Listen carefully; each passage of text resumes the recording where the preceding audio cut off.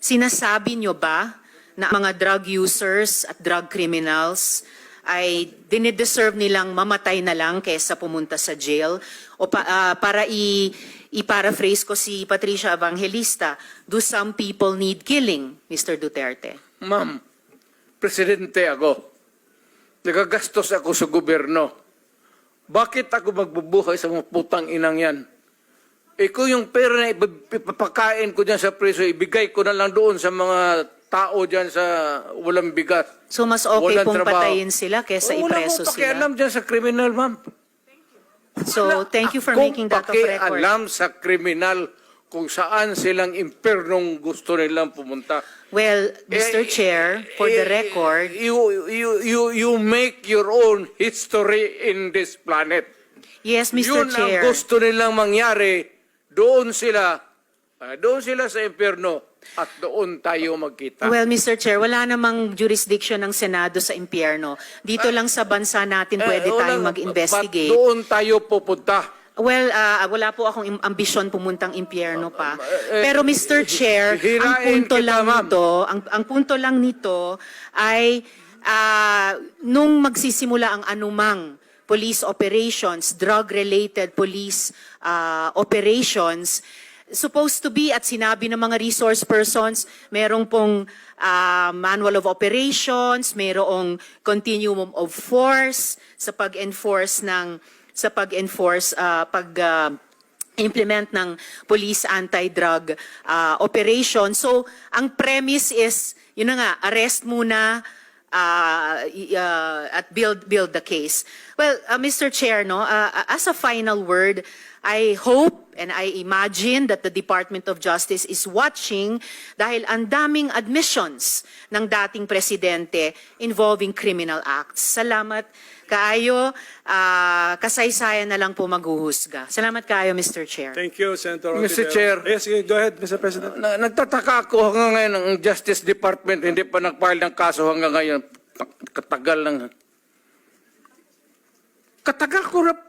Matagal ako pumapatay ng tao hanggang ngayon hindi pa sila nakapile ng kaso. Mr. Chair, another addition to the list that's growing by the minute. Okay, for the record, Mr. President. wala na tayo- Mr. President, for the record, kasi may nagtanong din sa akin Wala. Huwag na tayo magdrama dito. Tapusin na natin itong istorya na ito dito sa Pilipinas. For the record, Mr. President, wala. Kasi naawa ako dito sa mga pulis. Sa totoo lang, naawa ako sa mga pulis, pati sundalo. Kaya ako, akin, mine and mine alone. Pag nag-inutusan ko ito, mag-operate itong mga buang na ito, kung anong mangyari, akin yan. I'm emotional because I've been longing to state this particular sentiment. Protektado ko yan sila. Basta in the fulfillment of duty, Mr. Senator, yan sila, naging chief of police yan. Protektado ko ang police pag nagtrabaho in the fulfillment of duty. Pero alam nila, ang mga police na pumasok ng kidnapping, alam nila yung police nila, pinatay ko. Itong video na to na napapanood ko nito, vibrate ang buong Pilipinas, buong mundo. Akala nila na si Duterte matatakot doon sa kanilang patawag sa Senate. Sinabihan pa nga ni Duterte na wala. Kasi ang tanong ni Risa Ontiveros, kung kailangan ba talaga napatayin ang mga kriminal diretso, hindi daan sa proseso. Sabi ni Duterte, wala akong pira pampakain sa mga kriminal na makulong, ibigay ko na lang yan doon sa mga Pilipino, mga mahirap na mga tao, kaysa pakain doon sa mga nabilanggo na kriminal. Ngayon, pumalag si sabi ni Duterte na, kung gusto nyo, tapusin na natin ito, total sa impyerno naman tayo magkita. Ngayon, tanong, nasaan yung matapang dyan sa Pilipinas? Baka, abante! Baka gusto mo pa ipatawag si Duterte sa Kongreso. si Risa Ontiveros, akala niya Magaling siya magtanong, nasupalpal, ayaw pa daw niya pumunta sa impyerno. Niyaya na ni Duterte. Kaya, tingnan nyo, huwag ninyo haluan ng politiko kasi yung gusto ng taong bayan, siguro sa totoo lang, kahit malason pa ako itong laway ko, itong kape ko na ininom ito, mga tao na kasubaybay sa akin o nakarinig dito. Kahit siguro ang eleksyon gagawin bukas, si Duterte at saka si Marcos, lahat ng nagpagaling-galingan diyan sa Pilipinas, malayo kayo sa buto, mga ungas kayo. Kaya yun ang sinasabi ko na huwag ninyong haluan ng politiko. Kasi ang gusto ng tao na karamihan, yun ang dapat sundan. Hindi yung gusto ninyo na iilan kayo na kalaban sa politiko. Dahil kalaban kayo sa politiko, hanapin ninyo yung mali. Hindi ninyo sundan yung gusto ng mga Pilipino. Di ba?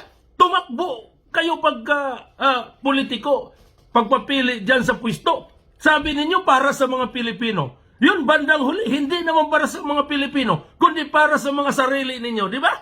Gaya din, nasupalpal ka ngayon. Huwag haluan ng politiko.